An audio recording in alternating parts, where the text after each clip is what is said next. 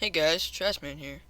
Today we're going to be doing my top 5 favorite maps in Call of Duty Zombies. Not best, favorites.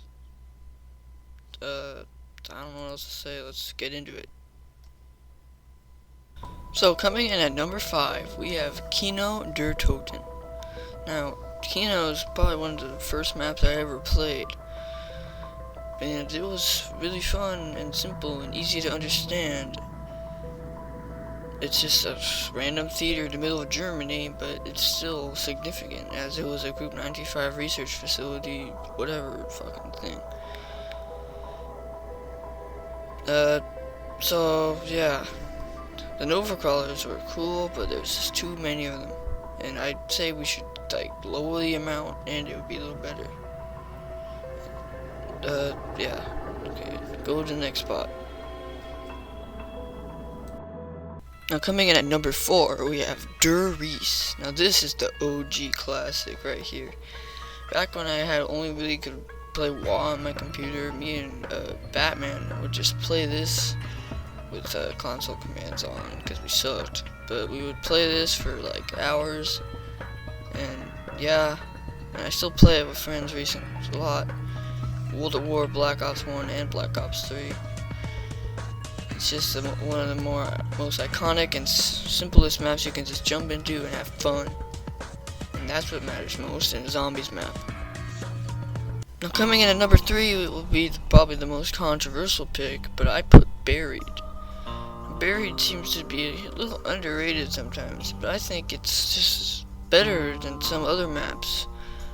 Maybe in some ways it's worse, like the characters, but as map design, it has a lot of features for being one of the Victus maps. Because the other two, Die Rise and Transit, they kind of sucked. But you get Buried and it just feels like another map in the good category. And, I don't know. Whatever. Next thing. Now coming in at number 2, we have the OG classic Mob of the Dead. Mob of the Dead saved my favorite zombies game, Black Ops 2. If it wasn't for Mob of the Dead, I think Black Ops 2 would have failed a long time ago. But because Mob exists, Black Ops 2 still exists. It had so many good innovations and had a lot of good characters for being only like a one-off crew. And I think it deserves the number 2 spot. Now before we get to the number 1 spot, which is pretty obvious, let's do some honorable mentions. So the first honorable mention I have is Der Eisendrache, which is a lot of people's top 3. Personally, it's in the top 10, but not exactly top 5 for me. I still enjoy the map, but not as much as other people's. Another honorable mentions is Shadows of Evil, which I don't know, I just didn't enjoy as much as other people again, like Der Eisendrache. I just didn't enjoy it as much as other people. And another one is Guard Crowley. It's just all the BO3 maps I just didn't enjoy as much, but I still enjoyed them enough to put them in the top 10-ish, top 15-ish. Revelations, I think, is another one, but that one I like better than everybody else. It seems Revelations just is underrated, but it's not the best, but it's still pretty good. And well, let's head on to the number 1 now. Now coming in at number 1, we have Origins. Now Origins has always been my favorite ever since I first played it back in like 2013. It's just, you have so much to do, you're never like left thinking, what do I do? I've done everything, but you pretty much can't do everything for like the first hour of the game. You're just gonna spend setting up, which some people don't like that. Some people just want to get a gun and start shooting, which I see, but I also want to be able to do something for the whole game without, except for just like sitting in a corner and shooting. I want to be able to do stuff. And also the wonder weapons are unique, and it was the first time they did the 4 wonder weapon thing, like the other games. Like Der Eisendrache had the 4 bows, Alpha Omega had the 4 ray guns. This was the first map and it had the best ones, like the staves. My personal favorite is the wind staff, which is actually like an unpopular opinion. What else? The Panzer Soldat was kind of like Brutus, but stronger and had more ways to hurt the player. And the G-Strike was a cool thing. I like that. It was better than the monkey bombs, but a little hard to get, and you could still just use the monkey bomb if you wanted to.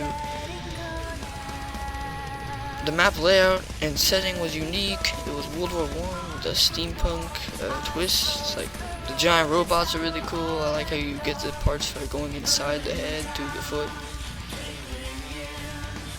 And the characters are the originals, but with the new models for once. It's the first time they've had unique models, because if you realize, Ultimates were just models from the World at War campaign, but these are actually like models for the characters. Another thing I like is how you turn the power on. Some people just want to flip a switch and get everything, but I like having to turn on multiple things.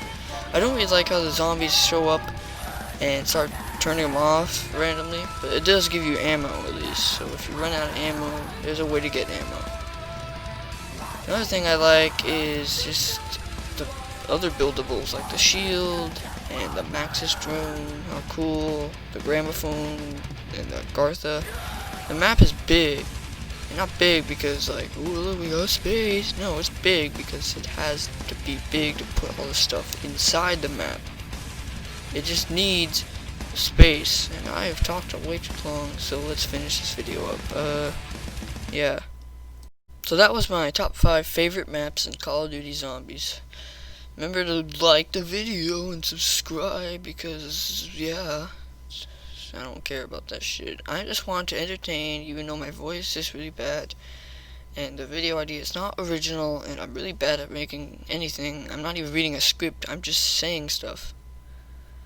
Also, this is like, I don't know, sub, like, share, favorite, whatever the fuck the stock YouTuber outro is. Just do it, and that's okay, and I don't care. Just go find a better video. This video is really bad.